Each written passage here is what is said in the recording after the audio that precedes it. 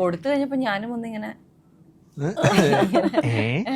ഞാനൊരു first day first show കണ്ടിട്ടേ ഇല്ല. അത് വേണമെങ്കിൽ നിങ്ങൾ വേണമെങ്കിൽ കണ്ടസ്റ്റ് ആയിട്ട് വെച്ചോട്ടോ. ആ സമയത്ത് ഈ വർഷം എന്നുള്ള പ്രായമായിരുന്നു. സിനിമ സമയത്തൊക്കെ ഫസ്റ്റ് ഡേ ഒക്കെ വല്ല പനി പിടിച്ച് പേടിച്ചിരിക്കും. ഒരു ത്രില്ലർ പടം വിത്ത് ത്രില്ലിംഗ് സ്റ്റാർസ്. എന്റെ കൂടെ ഭാവന ആൻഡ് ഷെബിൻ ബെൻസൺ. ഞാൻ Manju. Welcome to Radio Mango. Hi.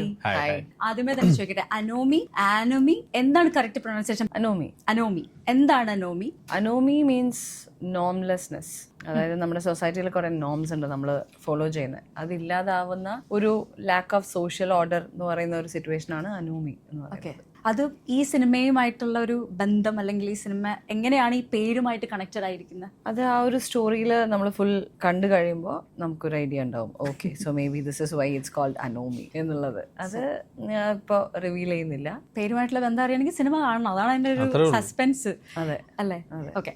ഇതിന്റെ എനിക്ക് തോന്നുന്നു ക്യാരക്ടർ, നിങ്ങളുടെ ക്യാരക്ടർ റിവീൽ ചെയ്യുമ്പോൾ അതിനൊക്കെ ഓരോന്നിനും ഓരോ സ്റ്റേറ്റ്മെന്റ് പോലെ കൊടുത്തിട്ടുണ്ട്. ഇപ്പോൾ സാറ ഫിലിപ്പിനെ ഇൻട്രൊഡ്യൂസ് ചെയ്യുമ്പോഴത്തേക്കും അതിനകത്ത് പറയുന്നുണ്ട് റിട്ടേൺ ഷേപ്ഡ് ബൈ ടൈം എന്ന് എഴുതിയിട്ടുണ്ട്. അതുപോലെ തന്നെ സിയാൻ ഫിലിപ്പിനെ ഇൻട്രൊഡ്യൂസ് ചെയ്യുമ്പോൾ, അതായത് ഷെബിൻ ചെയ്യുന്ന സിയാൻ ഫിലിപ്പിനെ പറയുമ്പോൾ a boy shaped by pain എന്ന് എഴുതിയിട്ടുണ്ട്. അപ്പം ഈ ഒരു ഇതിൽ എങ്ങനെയാണ് ഓരോ ക്യാരക്ടേഴ്സിന്റെ USP എന്ന് പറയുന്നത്? സാറയുടെ USP എന്ന് പറയുന്നത് സാറയുടെ ഇന്നർ സ്ട്രെങ്ത് ആണ്. അത് ഉണ്ടാവുന്ന കാരണം, അത് ഇന്നർ സ്ട്രെങ്ത് ഉണ്ടാവുന്നത് ഒരു അത്രയ്ക്കും ഒരുപാട് ഇഷ്ടപ്പെടുന്ന ഒരാൾ കാരണമാണ്. ദാറ്റ് ഇസ് ഷെബിൻ, സാറയുടെ അനിയനാണ്, ബ്രദറാണ്.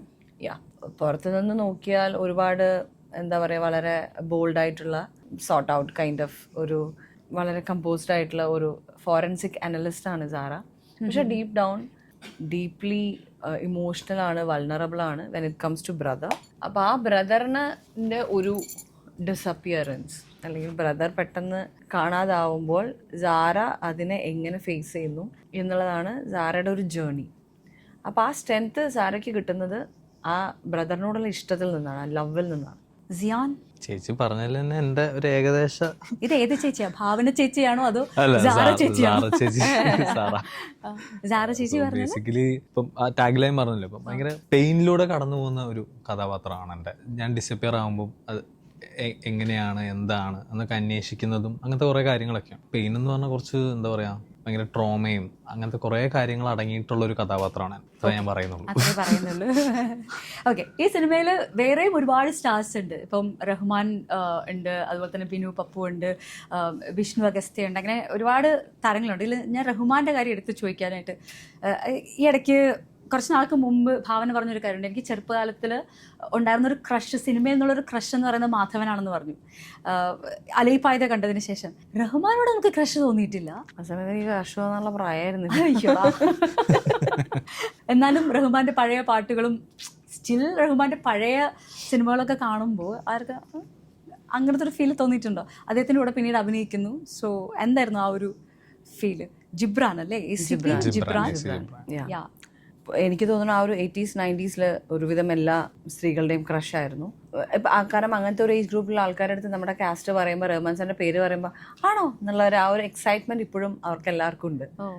ആ ഒരു kind of films he has done. ആ ഒരു ചോക്ലേറ്റ് ബോയിഷ് അങ്ങനത്തെ ഒരു സംഭവം, അല്ലെങ്കിൽ എന്താ അങ്ങനത്തെ കൈൻഡ് ഓഫ് കുറേ ഫൺ, അല്ലെങ്കിൽ നമ്മുടെ ഒരു boy next door kind of കുറേ റോൾസ് ചെയ്തിട്ടുണ്ട്. പിന്നെയും കുറേ പോലീസ് ഓഫീസറൊക്കെ ചെയ്തിട്ടുണ്ടെങ്കിലും നമ്മുടെ ഉള്ളിൽ എപ്പോഴും മറ്റേ ആ ഒരു പഴയ ഒരു ഇമേജ്. പക്ഷെ അതൊക്കെ ബ്രേക്ക് ചെയ്യുന്ന എൻറ്റയർലി ഡിഫറെൻ്റ് ആയിട്ടുള്ള ഒരു പോർട്രയലാണ് ജിബ്രാൻ എന്ന് പറഞ്ഞിട്ടുള്ള ക്യാരക്ടർ. ഇതുവരെ കാണാത്ത ഒരു രീതിയിലുള്ള mannerisms and body language and everything. അത് എനിക്ക് തോന്നുന്നു അദ്ദേഹത്തെ ഇഷ്ടപ്പെടുന്ന ഫാൻസിനൊക്കെ ഒരു സർപ്രൈസ് ആയിരിക്കും. അവർക്ക് കൂടുതലൊരു വേറൊരു ഷെയ്ഡാണ്. ഇപ്പോൾ Rahman sir as an actor ഇതുവരെ എക്സ്പ്ലോർ ചെയ്യാത്ത ഒരു ഷെയ്ഡ് ഇതിൽ വരുന്നത് എനിക്ക് തോന്നുന്നു ആൾക്കാർക്ക് ഒരുപാട് ഇഷ്ടം തോന്നുന്ന ഒരു സിറ്റുവേഷൻ ഉണ്ടാവാൻ സാധ്യതയുണ്ട്. ഓക്കെ. ഷെബിൻ ആണെങ്കിലും ഷെബിൻ ഇതുവരെ അഭിനയിച്ചിട്ടുള്ള പടങ്ങൾ എടുത്ത് നോക്കിയാൽ നമ്മുടെ ഇടുക്കി ഗോൾഡിൽ മണിയമ്പിള്ള രാജുവിന്റെ ചെറുപ്പകാലമായിട്ടാണ് ഷെബിൻ കടന്നു വരുന്നത്. പിന്നെയും കുറെ ആൾക്കാരുടെ ചെറുപ്പകാലം അഭിനയിച്ചിട്ടുണ്ട് നമ്മൾ അല്ലേ. ഫഹദ് ഫാസിലിന്റെ ചെറുപ്പകാലം, യോവിന്റെ പുസ്തകത്തിൽ അഭിനയിച്ചിട്ടുണ്ട്, ചാക്കോച്ചന്റെ ചെറുപ്പകാലം അഭിനയിച്ചിട്ടുണ്ട്. പിന്നെ ആരുടെയൊക്കെ കുട്ടിക്കാലമായിരുന്നു ഞാൻ, അത്രയൊക്കെ ഉള്ളൂ. എന്റെ ജയസൂര്യയുടെ മറന്നുപോയത്, ഓർമ്മ വേണം, സ്മരണ വേണം എന്ന് പറഞ്ഞ പോലെ. പിന്നെ മമ്മൂക്കയുടെ കൂടെ അഭിനയിച്ചിട്ടുണ്ട്. പിന്നെ എല്ലാവരുടെയും ആ ഒരു ഓരോരുത്തരുടെ കൂടെ അഭിനയിച്ച് നമ്മളിപ്പോ എത്ര വർഷമായി ഇപ്പം 2014 കൈൻഡ് ഓഫ് അവിടെ നിന്ന് ആ ഒരു ജേർണി സോ ഫാർ എന്തൊക്കെയാണ് ഓരോരുത്തരിൽ നിന്ന് പഠിച്ച്? എനിക്ക് ഞാൻ ഭയങ്കര ഗ്രേറ്റ്ഫുൾ ആണ്. നമുക്ക് ഇത്രയും എന്താ പറയുക ഇങ്ങനെ അവസരം കിട്ടി, ഇങ്ങനെ ഒരു ഭാഗ്യമായിട്ടാണ് ഞാൻ കണക്കാക്കുന്നത്. അപ്പം എന്താ പറയുക, ആദ്യം വരുന്ന സമയത്ത് ഭയങ്കര എക്സൈറ്റ്മെൻറ്റും ഒക്കെ ആയിരുന്നു, ഭയങ്കര പാഷനേറ്റ് ആയിട്ട്. ഇപ്പോഴും പാഷനേറ്റ് ആണ്, പക്ഷെ അന്ന് പ്രൊഫഷണൽ ആയിരിക്കുമോ എന്നൊന്നും എനിക്ക് അറിയില്ലായിരുന്നു. പിന്നീടാണ് ഇത് പ്രൊഫഷണൽ ആക്കണം എന്നുള്ള ആഗ്രഹം ഉള്ളിൽ തോന്നിയതും. അപ്പം കുറച്ചുകൂടി സീരിയസ് ആയിട്ട് ഞാൻ വിഷ്വൽ കമ്മ്യൂണിക്കേഷനെ പഠിക്കാൻ പോയത്. എനിക്ക് അതിനു മുന്നേ അവസരം കിട്ടിയിട്ടുണ്ടായിരുന്നു പടത്തിൽ അഭിനയിക്കാൻ. അപ്പം ഞാൻ വിഷ്വൽ കമ്മ്യൂണിക്കേഷൻ എടുത്തു. ബാല്യകാലമായിട്ട് അഭിനയിച്ചതുകൊണ്ടാണോ പിന്നീട് ഇത് തന്നെ ഫോക്കസ് പിന്നീട് ഇതിലോട്ട് തന്നെ അല്ല, ഞാൻ സത്യം പറഞ്ഞ ഒരു ഫോട്ടോഗ്രാഫർ ആവുമെന്ന് വിചാരിച്ച ആദ്യം. എനിക്ക് ഫോട്ടോഗ്രാഫി ആയിരുന്നു ഭയങ്കര ഇഷ്ടം. പിന്നീടാണ് ബിഹൈൻഡ് ദി സീൻസ് ആയിരുന്നു എനിക്ക് സത്യം പറഞ്ഞാൽ ഭയങ്കര താല്പര്യം. പിന്നീടാണ് ഇതിലോട്ട് വന്നത്. ഭയങ്കര നല്ല എക്സ്പീരിയൻസ് ആയി. എന്നും ഇപ്പോഴും പഠിച്ചുകൊണ്ടിരിക്കുകയാണ്. എല്ലാം ഒരു ലേണിംഗ് അൺലേണിംഗ് എക്സ്പീരിയൻസ് തന്നെയായിരുന്നു. അങ്ങനെ വർഷങ്ങളുടെ കണക്ക് പറയാനാണെങ്കിൽ ഭാവനയാണ്. ഞാൻ ഏതൊക്കെയോ വീഡിയോസിന്റെ താഴെയൊക്കെ കുറെ ആൾക്കാർ ഇങ്ങനെ പറയുന്നത് കണ്ടു. അതായത് ഏതാണ്ട് ഒരു 25 വർഷം അടുപ്പിച്ചായി നമ്മള് ഭാവന എന്ന് പറയുന്ന നായികയെ തന്നെ കാണുന്നു, പക്ഷെ അവർക്ക് പ്രായമാവുന്നില്ല, അവർക്ക് 40 years പോലും ആവുന്നില്ല എന്നിങ്ങനെ. അപ്പൊ ഈ ഒരു 23 വർഷം അല്ലെ എക്സാക്ട്ലി പറഞ്ഞിട്ടുണ്ടെങ്കിൽ, അപ്പൊ ഈ 23 ഇയേഴ്സിനിടയ്ക്ക് ഇതിപ്പോ 90ാമത്തെ സിനിമയാണ്. അപ്പോൾ ആ ഒരു ജേർണി അതും ഒരു ലോങ് ഇതായി പോവുമായിരിക്കും. സ്റ്റോറി വലുതായിരിക്കും, പക്ഷെ അതിനൊന്ന് ഇൻഷോർട്ട് ആക്കി പറയുകയാണെങ്കിൽ, നമ്മൾ മൂവി ചെയ്യുമ്പോൾ ഫസ്റ്റ് മൂവി സെക്കൻഡ് മൂവി ചെയ്യുമ്പോൾ നമ്മളിങ്ങനെ ഇത്രയും കുറേ ഒരു ഫ്യൂച്ചർ പ്ലാനൊന്നും ഇല്ലാതെയാണ് നമ്മൾ ആ സമയത്ത് അതിൻ്റെ സീരിയസ്നെസ് അറിയാതെയാണ് നമ്മൾ മൂവീസ് കമ്മിറ്റ് ചെയ്തുകൊണ്ടിരിക്കുന്നത്. Too young, too naive. നല്ല മൂവീസ് വരുന്നു, നമ്മൾ ചെയ്യുന്നു. അത് പിന്നെ അത്രയും ഒരു 15 തുടങ്ങുമ്പോൾ എന്ന് വെച്ചാൽ ആ ഒരു ജേർണി പിന്നെ നമ്മൾ അതായി മാറുകയാണ്. അതിനപ്പുറത്തേക്ക് എനിക്ക് വേറെ ഒരു പ്രൊഫഷനോ അല്ലെങ്കിൽ വേറെ ഒന്നും ആലോചിക്കാൻ പോലും സമയം ഉണ്ടായിരുന്നില്ല. അതായത് ഒരു ലൊക്കേഷനിൽ വേറെ ഒരു ലൊക്കേഷൻ അങ്ങനെ വർക്ക് ചെയ്ത് പിന്നെ കുറേ കാലം കഴിയുമ്പോൾ നമ്മൾ തന്നെ തിരിഞ്ഞു നോക്കുമ്പോഴാണ് നമുക്ക് oh my god that was a long journey എന്നുള്ളൊരു റിയലൈസേഷൻ ഉണ്ടാവുന്നത്. അപ്പോൾ ഇപ്പോൾ 23 years 90th ഫിലിം എന്നൊക്കെ ഇവർ പറയുമ്പോഴാണ് ഞാനും ഒന്നിങ്ങനെ ആക്ച്വലി ഇതൊക്കെ എഴുതി വെച്ചിട്ടുണ്ടോ? 90ാമത്തെ സിനിമയെന്ന് ഇവർ പറയുന്നു, ഞാൻ കേൾക്കുന്നു, അതാണോ? അല്ല അവർ എൻ്റെ അടുത്ത് ചോദിച്ചിട്ടാണ് ഇവര് ഫുൾ അർജുനയുടെ ലിസ്റ്റ് വേണം അങ്ങനെ ഫുള്ള് നോക്കി എല്ലാ ലാംഗ്വേജും ഇൻക്ലൂഡ് തമിഴ്, തെലുങ്ക്, കന്നഡ എല്ലാം ക്യാമിയോ റോൾസ് ഉൾപ്പെടെ എല്ലാം നോക്കിയിട്ടാണ് നമ്മൾ. അപ്പം അങ്ങനെ 90th കൊടുത്തു കഴിഞ്ഞപ്പോൾ ഞാനും ഒന്നിങ്ങനെ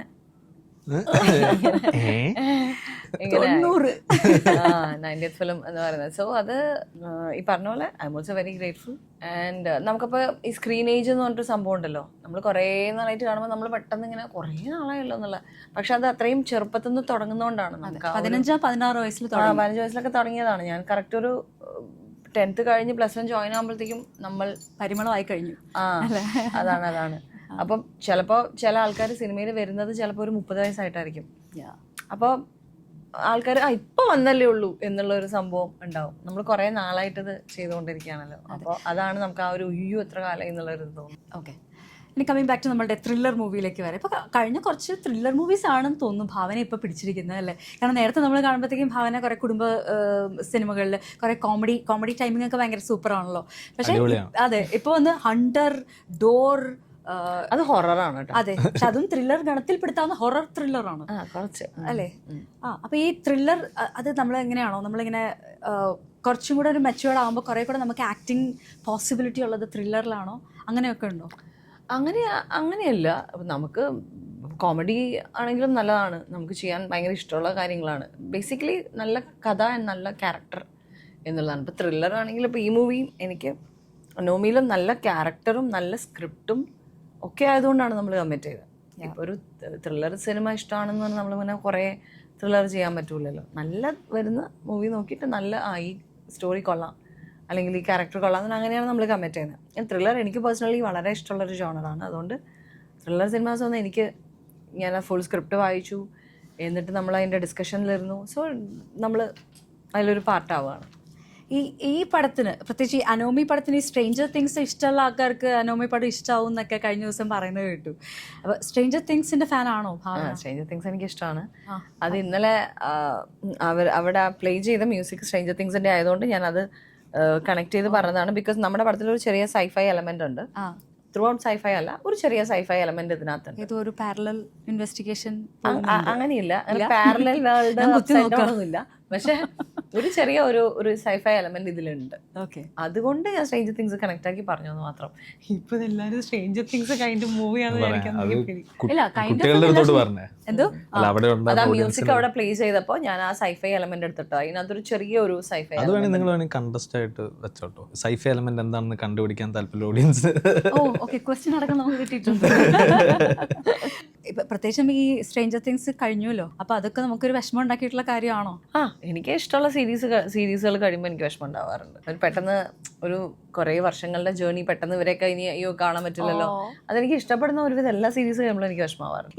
ഈ ത്രില്ലർ മൂവീസിന്റെ കാര്യം പറഞ്ഞപ്പോഴത്തേക്ക്, ഈ ത്രില്ലർ മൂവീസിൽ നമുക്കിപ്പം എത്രയോ ത്രില്ലർ മൂവീസ് പണ്ടേ നമ്മൾ കാണുന്നുണ്ട്. ഒരു 3 ത്രില്ലർ മൂവീസ് നമുക്ക് ഏറ്റവും കൂടുതൽ ടച്ച് ചെയ്ത് 3 ത്രില്ലർ മൂവീസ് പറയാൻ പറഞ്ഞാൽ രണ്ടുപേരും ഏതൊക്കെയായിരിക്കും പറയാ? പെട്ടെന്ന് ഓർമ്മ വരുന്നത് 7. ഓക്കെ, പിന്നെ ഗേൾ വിത്ത് ഡ്രാഗൺ ടാറ്റൂ, എല്ലാം ഡേവിഡ് ഫിഞ്ചേഴ്സ് പടങ്ങളായിരുന്നു. കിട്ടുന്നില്ല കേട്ടോ എനിക്ക്. ആദ്യം ഓർമ്മ വന്ന 7. അതെന്റെ favourite. Of course, even mine too. 7 and one of my favorites ആണ് പ്രിസണേഴ്സ്. രണ്ടുപേരും ഏതാണ്ട് ഒരേപോലെ ചിന്തിക്കുന്ന ബ്രദർ സിസ്റ്റർ ആണല്ലോ, സാറ ആൻഡ് സിയാൻ. കുറെ പടങ്ങളുണ്ട്. ഗോൺ ഗേൾ, കുറെ പടങ്ങളുണ്ട്. അങ്ങനെ ഇന്ന ഫേവറേറ്റ് ഒന്നും ഇല്ല കേട്ടോ. പക്ഷെ 7 എനിക്ക് പെട്ടെന്ന് ഓർമ്മ വരുന്നൊരു പടമാണ്. ഓക്കെ, 7 എൻ്റെ ഓൾ ടൈം ഫേവറേറ്റിലുള്ള ഒന്നാണ്. 7 കലക്കം പടമാണ്. ഭാവന ഇപ്പോൾ കുറേ റോൾസ് ചെയ്യുന്നതിനെ പറ്റിയൊക്കെ നമ്മളിപ്പോൾ ഇത്രയും വർഷത്തെ ജേണിയൊക്കെ പറഞ്ഞില്ലേ, കുറേ ക്യാരക്ടർ ചെയ്തിട്ടുണ്ട്. അതുകൊണ്ട് തന്നെ ഏറ്റവും ടഫായിട്ടുള്ളൊരു ചോദ്യം, ഒരു 3 താങ്കളുടെ തന്നെ ഭാവനയുടെ തന്നെ ഏറ്റവും ഫേവറേറ്റ് ആയിട്ടുള്ള 3 ക്യാരക്ടേഴ്സിൻ്റെ പേര് പറയാൻ പറഞ്ഞാൽ അത് തെറ്റാന്ന് എനിക്കറിയാം, എന്നാലും ഞാൻ ചോദിക്കാം. എല്ലാ ക്യാരക്ടേഴ്സിനോടും ഒരു ഇഷ്ടം ഉണ്ടാവും. പരിമളം ഓഫ് കോഴ്സ് എനിക്ക് ഇഷ്ടമുള്ള, കാരണം എൻ്റെ ഫസ്റ്റ് ക്യാരക്ടർ ആയതുകൊണ്ട് എപ്പോഴും ഒരു തെറിച്ച ക്യാരക്ടർ ആയിട്ടോ വന്നതേ അല്ലേ, തെറിച്ചൊരു ക്യാരക്ടർ ആയിട്ടോ വന്നു. അപ്പോൾ അത് എൻ്റെ ഫസ്റ്റ് ക്യാരക്ടർ ആയതുകൊണ്ട് അതിനോടൊരു ചെറിയ ഇഷ്ടമുണ്ട്. പിന്നെ എനിക്ക് ഇപ്പം ഈ മൂവി പ്രൊമോട്ട് ചെയ്യണോണ്ടല്ല, സാറ എനിക്ക് ഇഷ്ടമാണ്, ഈ ക്യാരക്ടർ എനിക്ക് ഇഷ്ടമാണ്. ഓക്കെ, ഒരു ബോൾഡ് എനിക്ക് ഇഷ്ടമാണ്. പിന്നെ ഉണ്ട് ഇപ്പം ഹണി ബി എനിക്കിഷ്ടം, ചോട്ടാ മുംബൈ പറക്കുംലത എനിക്ക് ഫേവറേറ്റ് ആണ്. അത് പറഞ്ഞപ്പോഴത്തേക്കാ, പ്രത്യേകിച്ച് അതിപ്പോ റീ റിലീസ് ഒക്കെ ചെയ്ത് കഴിഞ്ഞപ്പോ ഓട്ടോലതേനെ ഭയങ്കര ആവേശമാണ് ആൾക്കാർക്ക്, എത്രത്തോളം അവർ ആ ലതേനെ ഇഷ്ടപ്പെടുന്നുണ്ടെന്നുള്ളത്. അതിന്റെ മെമ്മറീസ് എന്ന് പറഞ്ഞാൽ എങ്ങനെയുണ്ടാവും ഓട്ടോലത? കാര്യം നമുക്ക് എല്ലാവർക്കും ആ പടം അറിയാം, എല്ലാവർക്കും ചിലപ്പോൾ കാണാതെ അറിയാം സീൻ ആഫ്റ്റർ സീൻ. എന്നിട്ടും ഒരു പടം റിലീസ് ആകുമ്പോൾ ഇത്രയും ഒരു ആൾക്കാർ പോയി കാണുക എന്നുള്ളത് ആ സിനിമയോടുള്ള ഇഷ്ടം. പിന്നെ അതിലത്തെ എല്ലാ ക്യാരക്ടേഴ്സും, ലാലേട്ടൻ ആയിക്കോട്ടെ, ഈവൻ എല്ലാവരുടെ ക്യാരക്ടേഴ്സും, ജഗതി അങ്കിൾ, അങ്ങനെ അതിലത്തെ എല്ലാ ക്യാരക്ടേഴ്സിനും അത്ര ഗംഭീരമായിട്ടുള്ള ഒരു ഐഡന്റിറ്റി ഉണ്ട്. അത് എല്ലാവർക്കും ഭയങ്കരമായിട്ട് വർക്കാവും. അത് പിന്നെ ഇപ്പോഴത്തെ ജെൻസി ഒരു ജനറേഷൻ, അവർക്ക് ടി വിയിൽ കണ്ടിട്ടുള്ള സിനിമയായിരിക്കും. അപ്പോൾ അവർക്കിത് ഇങ്ങനെ ഒരു മാസ് മൂവി തിയേറ്ററിൽ പോയി കാണുക എന്നുള്ളതൊരു ഭയങ്കര എക്സ്പീരിയൻസ് ആയിരിക്കും. അത് സിനിമ എന്ന് പറയുന്നത് ചോട്ടാ മുംബൈയോ പണ്ട്. അപ്പൊ എത്രയായിരുന്നു നമ്മള്? 2007 ആ സമയത്ത്. Okay okay. അപ്പൊ ആ സമയത്തുള്ള അത് സെയിം ഒരു വൈബ് ഇപ്പൊ കിട്ടുക എന്ന് പറയുന്നത് ഭയങ്കര അടിപൊളി. അങ്ങനെ ഭാവന അങ്ങനെയൊക്കെ ചെയ്തിട്ടുണ്ടോ? ഈ കീറിയ റിയ അങ്ങനെ ഇല്ല അല്ലേ? ഷെബിൻ ചെയ്തിട്ടുണ്ടോ? ഞാൻ അങ്ങനെ ചെയ്തിട്ടില്ല. ഇല്ല. പക്ഷെ ഏതായിരുന്നു എന്റെ നമ്മുടെ എക്സ്ട്രീം? ഞാൻ ഭയങ്കര എക്സൈറ്റഡ് ആയിട്ട് തിയേറ്ററിൽ ഓടി പോകുന്നതും ഫസ്റ്റ് ഡേ പോയി കാണുന്നതും അങ്ങനത്തെ ഒരു ഇതുണ്ടായിരുന്നു. അത് ആരുടെ പടമായിരിക്കും? ഈ സിനിമകളൊക്കെ പോയിട്ടുണ്ട് ഞാൻ. ബിലാൽ ബിഗ് ബി പോയിട്ടുണ്ട്. രാജമാണിക്യം. ഞാനൊരു ഫസ്റ്റ് ഡേ ഫസ്റ്റ് ഷോ കണ്ടിട്ടേ ഇല്ല. ആണോ? പണ്ട് ഫസ്റ്റ് ഡേ ഫസ്റ്റ് ഷോയ്ക്ക് പോവാ ഭയങ്കര പാടായി. ഇന്നിപ്പോ ഫസ്റ്റ് ഡേ ഫസ്റ്റ് ഷോ ഒക്കെ ഇറ്റ്സ് ഓക്കെ. ഞാൻ ഇതുവരെ കണ്ടിട്ടില്ല. ആണോ? ഇപ്പോഴും സ്വന്തം സിനിമ പോലും സിനിമ സമയത്തൊക്കെ ഫസ്റ്റ് ഡേ ഒക്കെ വല്ല പനി പിടിച്ച് പേടിച്ചിരിക്കും. അങ്ങനത്തെ ടെൻഷൻ ഉണ്ട് ഫസ്റ്റ് ഡേ റിലീസിന്റെ എന്തായിരിക്കും എന്നുള്ളൊരു സാധനം ഉണ്ടാവും. ഞാൻ ഓരോ ഫിലിമും കണ്ടു, എന്റേത് മാത്രമല്ല ആരുടെയും ഞാൻ ഫസ്റ്റ് ഡേ ഫസ്റ്റ് ഷോ കണ്ടിട്ടില്ല. ഒരു മസ്റ്റ് എലിമെന്റ് ഒരു ത്രില്ലർ മൂവിയിൽ സക്സസ് ആക്കണമെങ്കിൽ അതിന് വേണ്ട ഒരു മസ്റ്റ് എലിമെന്റ് എന്താണ്? മിസ്റ്ററി. നമ്മള് എന്തായിരിക്കും എന്ന് കാണാനുള്ള ക്യൂരിയോസിറ്റിയും മിസ്റ്ററിയും ആണ് ത്രില്ലറിനെ ഇങ്ങനെ ഇരുത്തുന്നത് അല്ലേ? അങ്ങനെ ഇരുത്തണമെന്ന് ഞാൻ പറയത്തില്ല, എന്നാലും മിസ്റ്ററി ഉണ്ടല്ലോ, അതായിരിക്കും എന്നാണ് എനിക്ക് തോന്നുന്നത്. അൺപ്രഡിക്റ്റബിൾ ആയിരിക്കും സ്റ്റോറി ലൈൻ. നമ്മൾ തീരെ പ്രതീക്ഷിക്കാത്ത സമയത്ത് നമ്മളെ സർപ്രൈസ് ചെയ്യിക്കുന്ന കുറച്ച് കാര്യങ്ങൾ, അത് ഭയങ്കര നമുക്കൊരു ഓക്കെ എന്നുള്ളൊരു സാധനം. അത് എനിക്ക് പേഴ്സണലി ഭയങ്കര ഇഷ്ടമാണ്. മൂവി കാണുമ്പോൾ നമ്മൾ പ്രതീക്ഷിക്കാത്ത കാര്യങ്ങൾ നടക്കുക എന്നുള്ളത്. യാ, അതാണ് നമ്മൾ പറയുന്നത് ഒരുപാട് ട്വിസ്റ്റ് ആൻഡ് ടേൺസ് എന്ന് പറയുന്ന sir. Thank you so much.